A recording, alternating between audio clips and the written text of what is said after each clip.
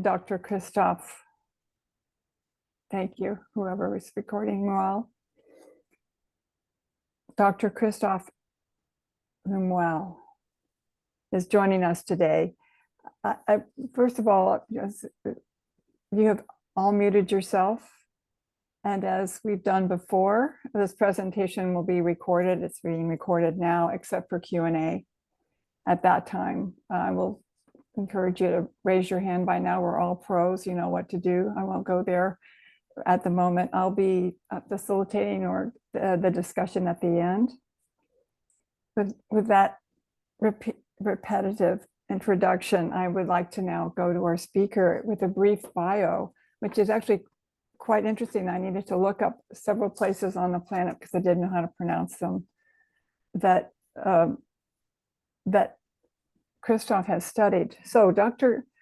Le Mouel has trained as a theoretical physicist and conducted research at the University of Montpellier in France, and Thessaloniki in Greece. Yes, Thessaloniki in Greece. He is currently the executive director of the C.G. Jung Institute in Los Angeles and the co-chief editor of Psychological Perspectives, a quarterly journal of Jungian thought. Christophe published several articles on the connection of matter and psyche, and has lectured on this topic nationally and internationally. He is a candidate in training at the Research and Training Center in Depth Psychology, according to C.G. Jung and Marie-Louise von Franz in Zurich. Further, Christophe edited a forthcoming book of conversations with von Franz that describes her views on psyche and matter at the end of her life through Inner City Books, coming out in 2025. Welcome, Christophe. I will now hand the microphone over to you. Thank you, Robin. And first, I want to thank the organizing committee to give me this occasion to speak about this subject. Usually, I talk about matter and psyche. That's my thing. I feel that it's really the kind of topic that is going to become more and more important in the future.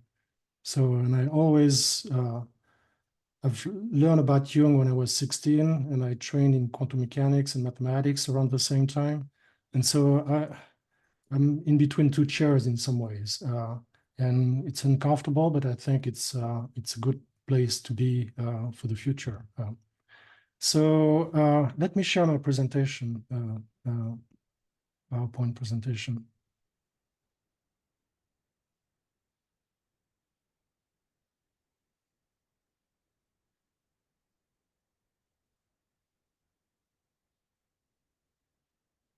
Can you see it?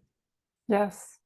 Yeah, so the title looks a little bit that it's going to be about astrology, but actually it's not the case at all.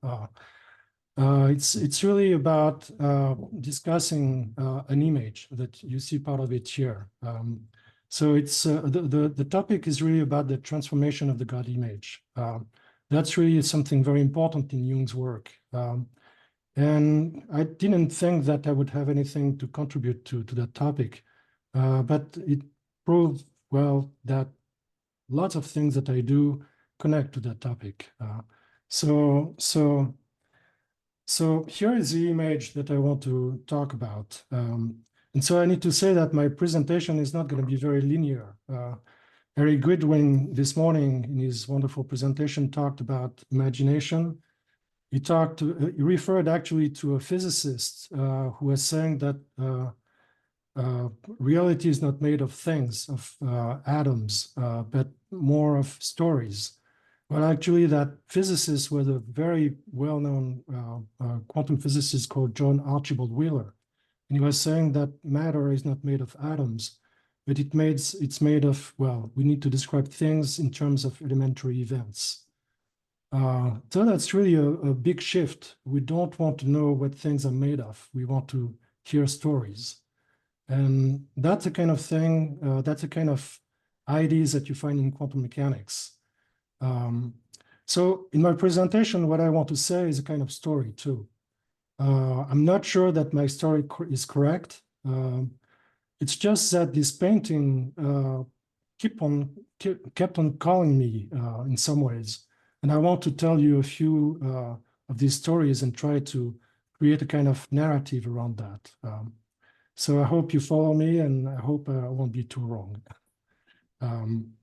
So here is the image. As you can see, it's really divided in two parts. You have the bottom and you have the top. So you can see that there is also a kind of separation. It seems to be like clouds, white clouds, or maybe mountains, white mountains. I found only one reference to this image in the collected works, and we know that it's probably clouds because Jung says that it's clouds. So the image was made for the Red Book. Of course, it's on page 125 of the Red Book, and it was made around 1920. So let me give you a few things about this image. And I did something that you shouldn't never do. It's to slice the image in parts. So you see at the bottom, it's a kind of city with fortifications. You have a house, gated house. You have a lot of people, well, in uniform, so military, and they practice shooting. You have a fortification. You see that around the city, but you see that also on the left side.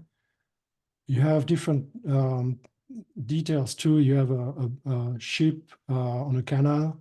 You have a horse, someone riding a horse.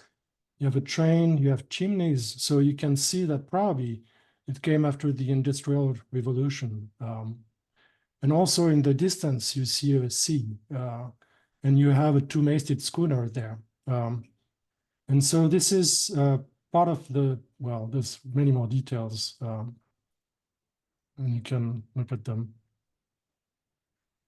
Then on top, you have this kind of very impressive sun-like shape with at the center a mandala. It's a kind of golden and red mandala. And there's a red cross dividing the mandala into four quadrants. And so under that, you have this strange man. It's a kind of young man, and he's in a kind of meditative pose, and he's holding a bottle. And there is a drop coming out of this sun-like shape that goes into the bottle. And this youth is closing his eyes, and it appears that he's levitating in the sky. So it's a very strange image. And so I was curious about what it was about. And so Soni Shamdasani was really associated something to that image, which is very important, I think. And he's saying that the scene in the landscape resembles one of Jung's waking fantasies during his childhood, in which Alsace is submerged by water.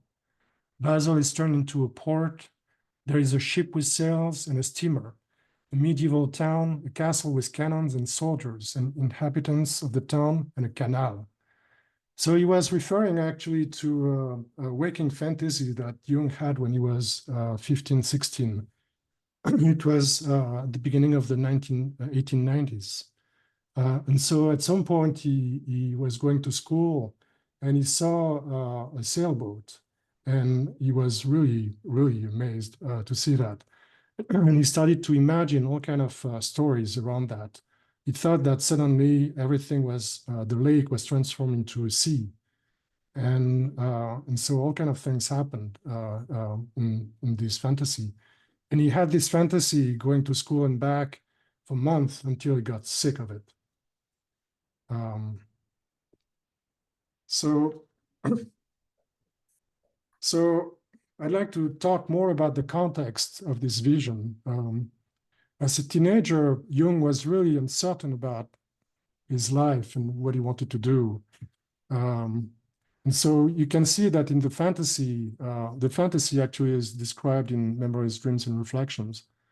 In the fantasy, Jung was not a young man, he was a grown-up, and he had a very important role. He was justice of peace, arbitrator, and advisor, which are pretty important role. And so he was very uncertain about his life, but there was this kind of compensation in the vision.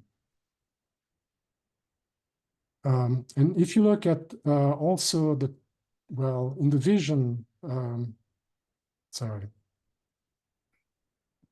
there's many elements that Jung described in the fantasy, Memories, Dream, Reflections, that you also find actually in the Red Book painting. So it's quite understandable that the two really match. There is a kind of connection between the two. And so Jung in Memories, Dream, and Reflections was talking about this uncertainty about his own life by talking about the personality number 1 and the personality number 2. Though the personality number 1 was really interested in empirical sciences, and the personality number 2 was more interested in the humanities, history, and the life of the spirit. And so you see that tension in also the Red Book painting. You see that in the tension between the horizontal axis with the city and also the vertical axis with what happens with this kind of big sun in the sky. So there was also a kind of mysterious part in Jung's waking fantasy. And this is what he wrote about it. The nerve center and raison d'etre of this whole arrangement was the secret of the keep, which I alone knew. The thought had come to me like a shock, for inside the tower, extended from the battlements to the vaulted cellar, was a copper column of heavy wire cable, as thick as a man's arm, which ramified at the top into the finest branches. Like the crown of the tree, or better still, like the taproots with all its tiny rootlets turned upside down and reaching into the air. From the air drew a certain inconceivable something that was conducted down the copper column into the cellar. Here I had an equally inconceivable apparatus, a kind of laboratory in which I made gold out of the mysterious substance which the copper roots drew from the air. This was really an arcanum, of whose nature I neither had nor wished to form any conception.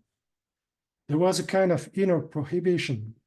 One was not supposed to look into it closely, nor ask what kind of substance was extracted from the air.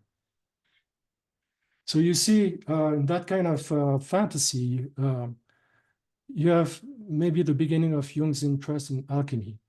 There is really something about transformation here. And in a letter to Agnella Jaffe, written in 1942, he came back to this fantasy when he was 15, 16. And he said that the mysterious substance that was collected from the air was electricity. So the alchemical transformation was transforming electricity from the air into gold. So I think it's an interesting detail. So if you look at that fantasy now and try to compare it to Jung's Red Book painting, you can probably connect that kind of very strange apparatus that was connected to the air to this sun-like figure, and with that youth receiving the red substance into the bottle. So there is that alchemical connection. So I don't want to really talk about, I don't want really to interpret the fantasy that Jung had when he was a teenager. I just want to say that it's very curious to me that Jung came back to that fantasy to describe something about what was happening in the Red Book. I think the common thread is really uncertainty, the tension between the number one and the number two. And so I think that probably when Jung was young, the number one won the prize, if you want. The ego needed to be consolidated. And so it really helped Jung to become who he was when he was a young man. But, and so you can see that too in the fact that in the waking fantasy, the alchemical arcanum was happening underground in a kind of private cellar. And Jung was not supposed to know what was happening. So mostly everything was unconscious. In the Red Book painting, things are different. Everything is above now. Everything is in the air. It's not underground. And so it's really, probably everybody can see it. It's a kind of sign in the sky. And so I see that as a kind of revelation of a collective nature. It's a kind of spiritual revelation happening in the sky. And so for me, I see that as, in that case, personality number two had its way. It was really a kind of birth of Jung's idea of the self, which is really something collective. So, oops. So there is only one place where I found a reference to that painting in the collected works. And it's in Flying Saucers, a modern myth of things seen in the sky. So it's not a surprise. And actually, I'm kind of convinced that this painting is what pushed Jung to really investigate the myth of the UFOs. And so, so here is the quote that Jung wrote in this essay. And he said, so it was written in 1958. He said, 30 years ago, before flying saucers were heard of, I myself came across very similar dream visions. For instance, a multitude of little suns or gold coins falling from the sky, or the figure of a boy whose clothes were made of shining golden circles, or a wanderer in the field of stars, or the rising of a sun-like object, which in the course of the vision developed into a mandala. I also remember a picture that was shown to me in 1919, so this is the one, of a town stretching along the edge of the sea, an ordinary modern port with smoky factory chimneys, fortifications, soldiers, etc. Above it, there lay a thick band of cloud. So this is where you see that these were clouds. And above this rolled an austere image, a shining disk divided into quadrants by a cross. Here again, we have two words separated by a bank of cloud and not touching. So here, Jung was, I think, alluding to his own painting. And so he mentions also the separation between the horizontal axis and the vertical axis.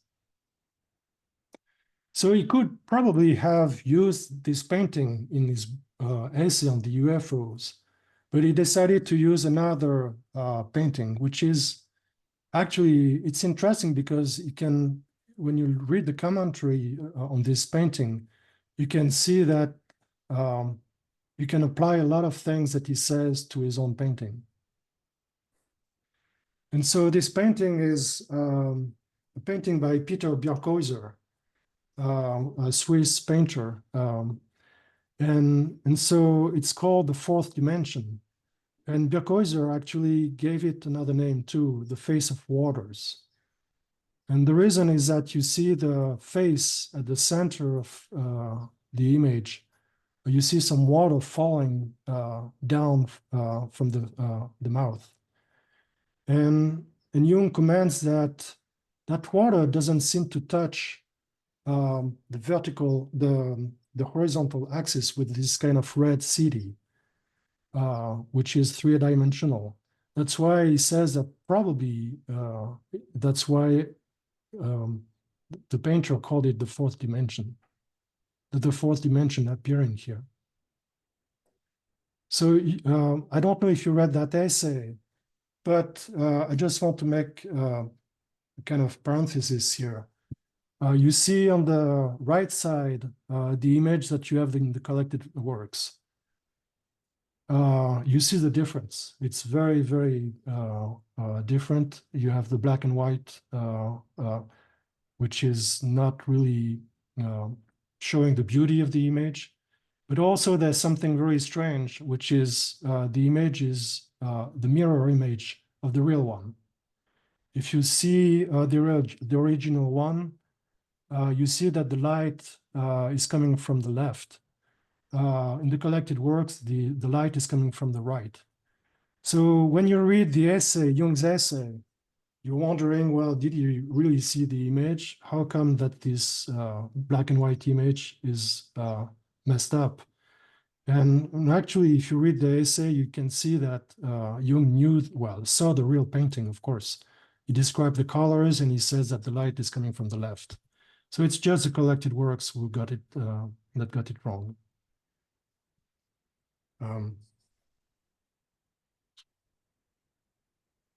So the main thing in that image are the 5 faces. And so to help you see them, because it's a little bit, you have to spend a lot of time to see all the faces.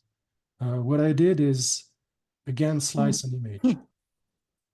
So you see the central image with the waters coming down.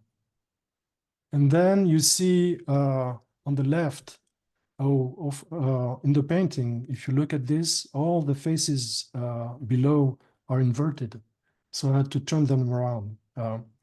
So that's what I did here. And so on the left, you see all these faces. And Jung comments that they're really half human and half animal. And there is only one, the one on the top right, which is human. And that face, that human face, looks terrified. And there is another image which is really strange. It takes time to see it. That's the one at the bottom right. And you see just 2 big dark eyes. And it's, I'm not even sure that it's half human. It's very, very strange. And actually, I want to say that it's not human at all. For me, I see that as a kind of image. I don't know if you know the image on the right, but it's an image of made by Whitley Strieber, who made it for to describe an encounter with a gray alien in his book Communion, and it was made in the 1980s. So this kind of images really, I think, fit. There's a kind of, it's not just alien, it's not just animal. Sorry, it's what we would call nowadays alien. There is something strange about it, and so so I'm not trying to. Well, I think it fits in that context because, well, Jung was talking about UFOs, and so if you talk about UFOs, you talk also about the people in the UFOs. And so, but that painting was made in 1956, so it came way before, years before this kind of painting. So every time I see something like that, I feel like there's something strange about time. Sometimes you feel like there's anticipation of images that come later, more in focus. And so I think that Bjerkhuizer was really tapping into something really profound. If you look at his other paintings, for example, he's got paintings about the mantis, which is also another race of aliens. And you see, for example, a mantis person electrocuting the painter. And so it's the kind of thing that you hear in abduction accounts. So I'm not trying to say that that I believe in UFOs or whatever. I feel that there is something about this myth that Jung was probably one of the first to talk about. You know, it's for me, I see that really it's a kind of modern alchemy. In the past, the alchemists were thinking that Christ was, the work of redemption by Christ was not complete. Christ was too pure, too divine. And so they wanted to bring matter into it. They wanted to bring, the alchemists wanted to bring matter into it. They wanted to complete the figure of Christ. And I think that we're seeing the same thing nowadays when we talk about technology, which is omnipresent. There is something about the dualism of matter and psyche that this kind of mythology with UFOs is trying to compensate. Really, the goal is to try to bridge matter and psyche.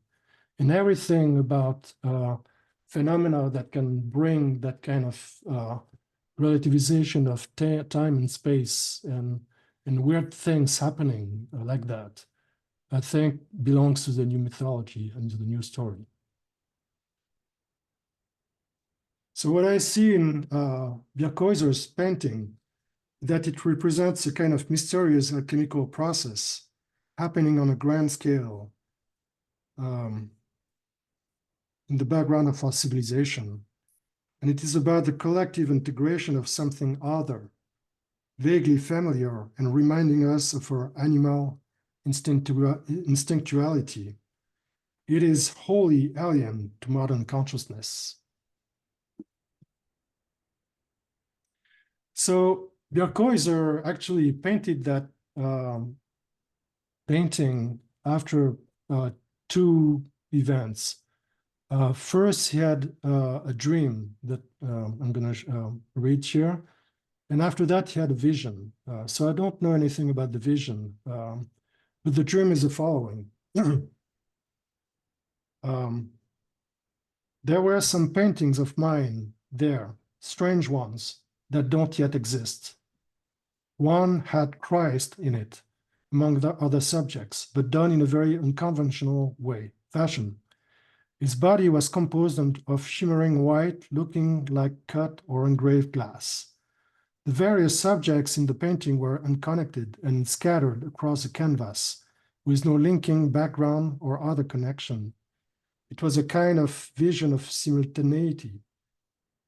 Sybil, who was Bjerkhuyser's wife, looked at the painting in the dream with deep emotion and depths of feeling before saying to me, "You are a great artist." So Maurice von Franz was the analyst of Peter Bjerkhuyser. And so when she saw the painting, she wrote about, when she heard the dream, she wrote about it. And she said, "It is about the semi-material Christ, the alchemist Christ, the golden lapis. The painting in your dream is composed of a kind of milky crystal. Jung recently had a Christ vision.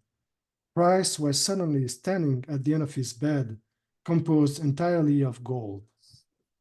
Jung said it was a material Christ, the lapis, and that this was very relevant to our time."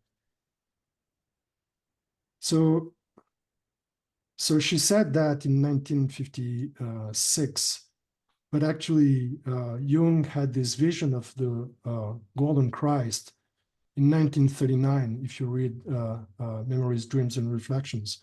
So maybe she didn't know about that. Maybe it's because Jung was talking about, he was working on Memories, Dreams, and Reflections, and so mentioned the story. But the story of the Christ, the vision of Christ, came much earlier. So, and Jung talked about this Christ figure in Memories, Dreams, and Reflections. And he commented that the green gold was an expression of the life spirit, the anima mundi or filius macrocosmi, the anthropos who animates the whole cosmos. The spirit has poured himself into everything, even in organic matter. So it's a kind of emptying of the divinity into humanity. And this is, I think, what you're seeing also in that painting with the water falling down from this mouth.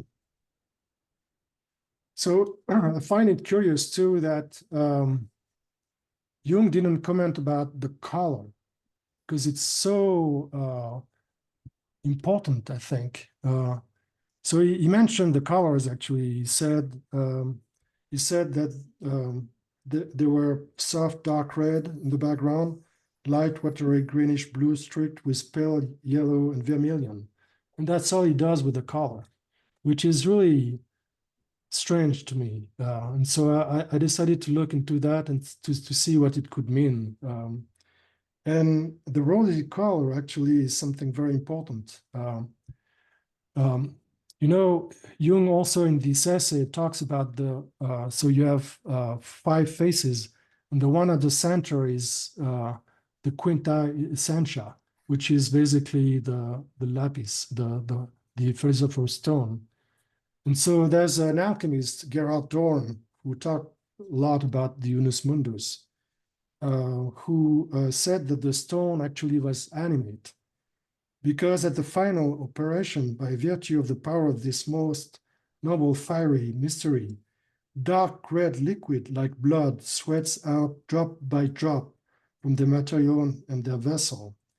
And for this reason, they have prophesied that in the last day of the most pure man, through whom the world will be free, will come to earth and will sweat bloody drops of a rosy and red hue, whereby the world will be redeemed from its fall.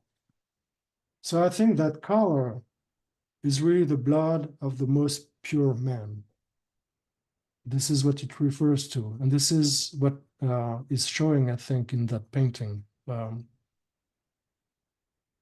So Jung comments on this quote that he wrote in the Philosophical Tree essay. He says that for the alchemist, the alchemical redeemer couldn't be Christ, because Christ was God and man, actually more God than man. But he said that the most pure man must be entirely human, a man who knows and possesses everything human. So, and so the rosy blood is not a kind of, it's a kind of very strange blood, and it's a kind of psychic substance, that is what Jung says.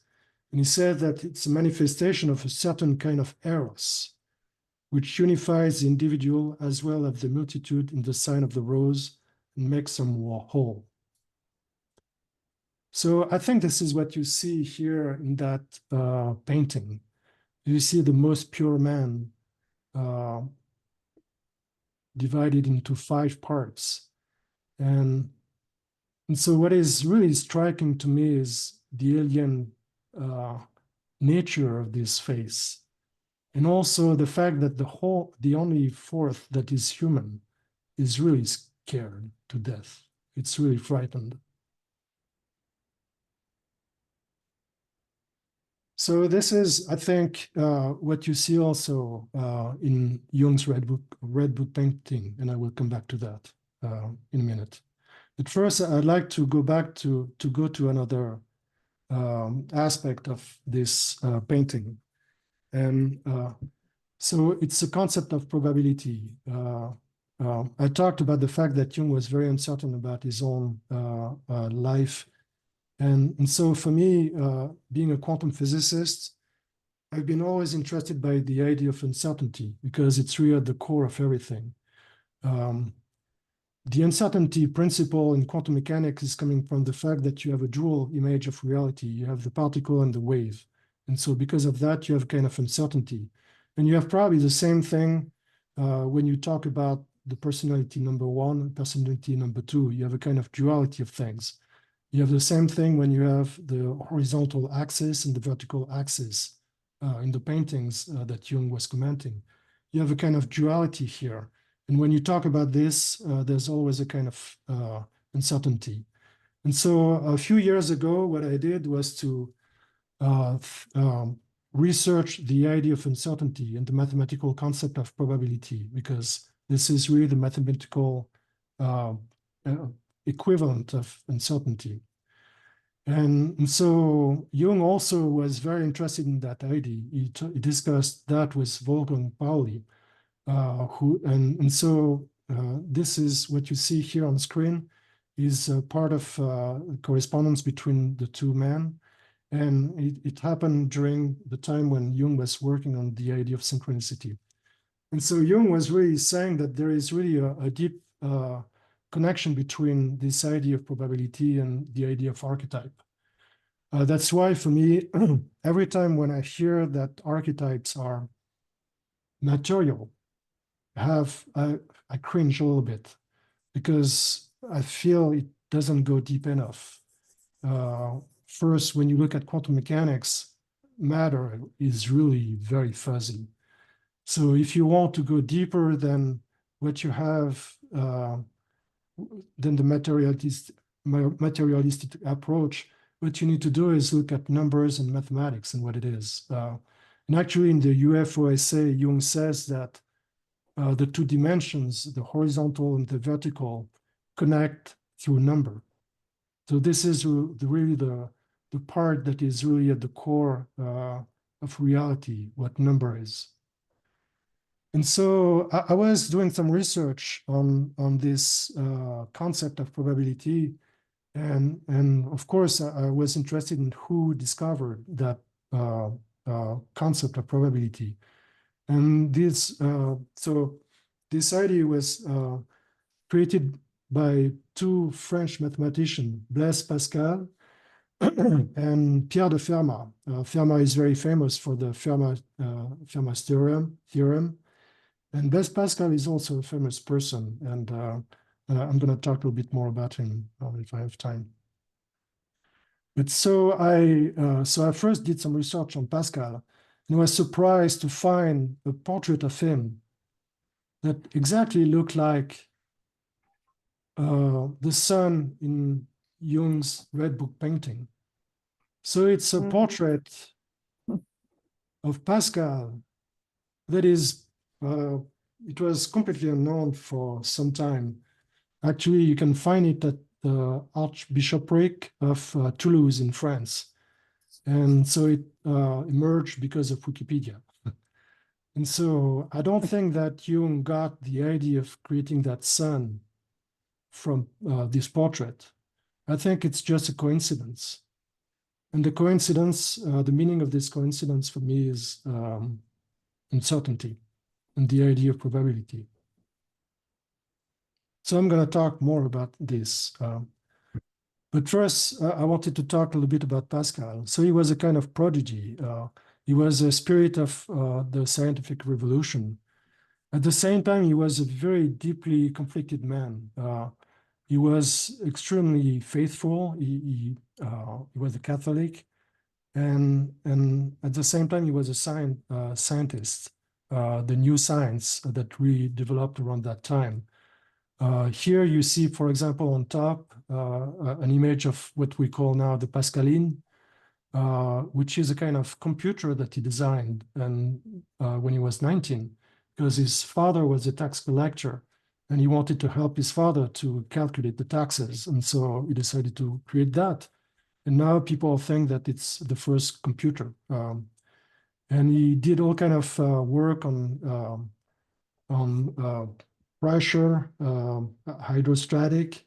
And so that's why now the unit of pressure in physics is called the Pascal. There's also all kind of things in mathematics that he did. I'm not going to comment too much on this. So Pascal had a very short life. He died when he was 39. And so around 20, he had the first conversion. two Catholic people came to his house for a reason. Well, his father had broken his leg and they came to help him. And so they talked about a sect called Jansenism. And so Jung was, sorry, not Jung, Pascal, was really touched by what they were saying.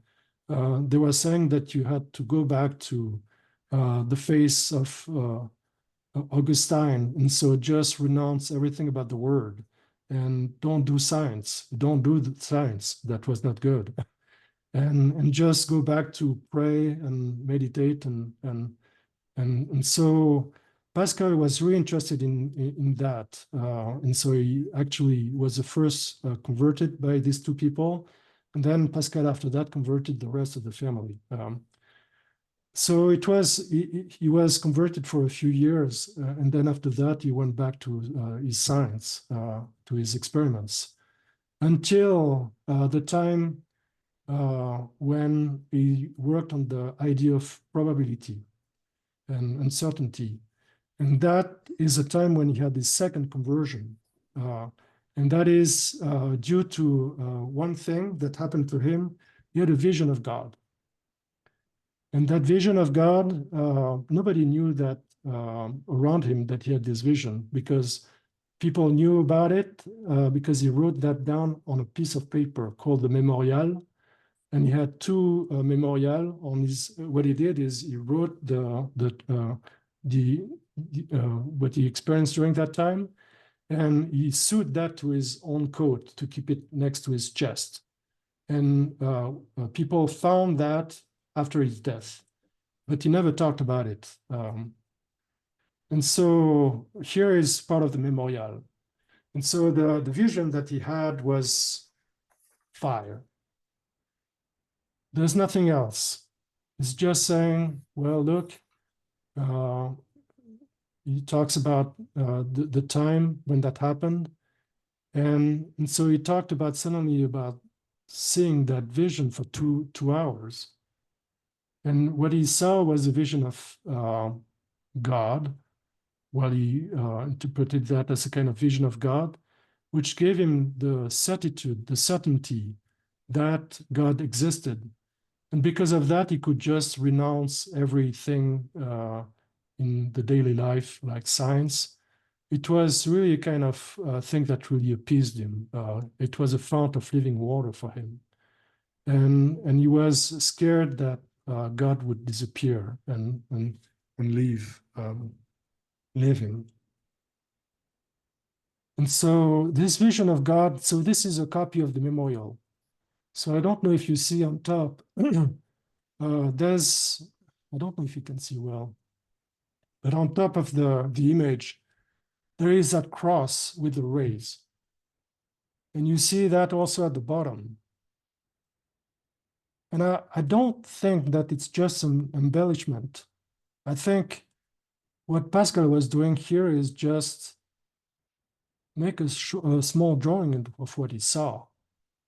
And it really looks like the image that you can see in Pascal painting. And this is also what you see in the Red Book painting. So it's really about this vision of fire and God that Pascal had. Oops. What's going on? So I may skip that. So maybe I will just say something.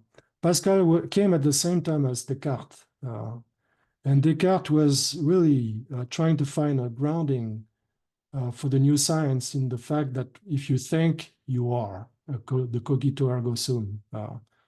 But Pascal disagreed with that. He was more about experience. You need to experience things. And he was really extremely painfully excruciated by the idea of infinity. And so you can read here that we're always floating in a medium, always drifting uncertainly. And so this is really the fundamental experience that Pascal had we want to build a tower, some kind of lasting base to rise to infinity, but everything cracks. And I think that the experience of Pascal is really a kind of modern way of looking at things. We know now with Jung that, well, and other people, of course, in the psychology, that the ego is not enough. If you want to connect to the infinity within, the ego is really not enough. You need to go deeper than that. So I see actually a kind of evolution between the two paintings. The first one is of Pascal, and you see that he's in a kind of cave. It's in the dark. He's not directly exposed to what's happening with the sun. I think that probably that cave is a kind of, I see that as a church. It's a kind of ogival form shape that is like a church interior. And so he was still really connected to the church. He was trying to explain things in terms of Christianity. And so he was not directly exposed to the sun, to the fire in the sky. Things changed tremendously, of course, with the time of Jung. Here you see something very different. The sun is really above the city, and it has a kind of form trying to receive the drop from this sun, which is really the red substance of the alchemists. And so that's, I see that a change in the times. That shape is still there in the sky, and it's trying to drop things in each one of us. I think I'm going, probably I need to make things short. So what I'm going to do is go to a dream that I had, which explains why I'm so touched by this painting. It's a dream that I had in 1991, so it's about 33 years ago. At that time, I was 22. I had discovered Jung when I was 16, so it was a little bit earlier. And the dream came actually 3 years before I started Jungian analysis. And so that dream, which connects to that painting, I was walking stairs that go to the center of the city. And suddenly there was a voice coming from the left that talked to me and told me and asked me, do you believe in God? And well, because of that, I stopped walking and I paused for a second, and I decided to think about it. And I said after that, I don't believe in God, I believe in man. And I could feel that there was a kind of silence. And so I decided to say a bit more. And I said, I know so little about what in me is of me and what is not, what is personal and what is not, that I can only try to remove, to sort out everything in me that is not of me and what is. And then maybe I will know. And so that process felt like skinning. I was completely skinned, and it was very, very painful. And so I saw suddenly coming from the sky a vessel, and it was kind of half a sphere. And that vessel was made of 4 bones connecting at the center. And the bones were creating a kind of, there was a skin, a very thin skin, transparent, that was really creating the vessel. And so I saw that appear coming down from the sky. And then I said, well, maybe after I will receive a grace of God. And when I said that, there was a kind of red steam coming down from the sky. And when it touched the bottom of the vessel, I woke up in bliss. and with a very strange taste in my mouth that was really, really good. And with the word liquor, the French word. And so what I'm trying to say is that this image of Jung is really describing Jung's idea of the self. Something is pouring down, well, these waters are pouring down from the sky. And so we're here to receive it.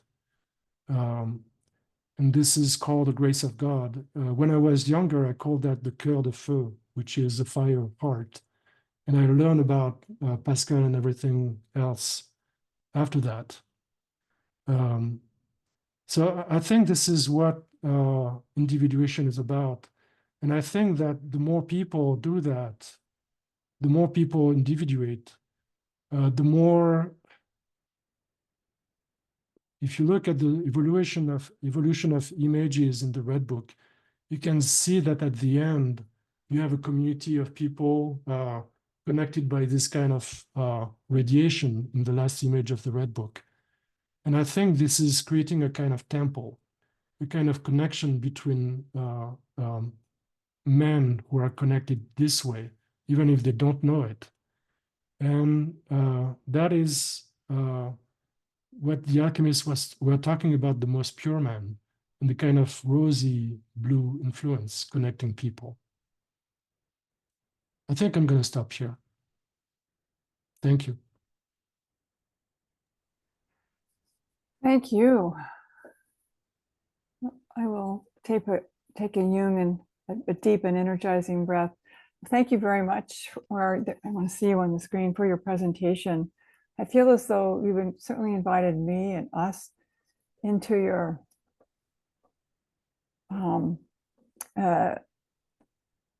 how to say, art gallery of your psyche. And it is a very, I think, a very profound and good example of Jungian arts-based research presentation. And I appreciate that greatly. That's my comment. And now I see Lynn, would you like to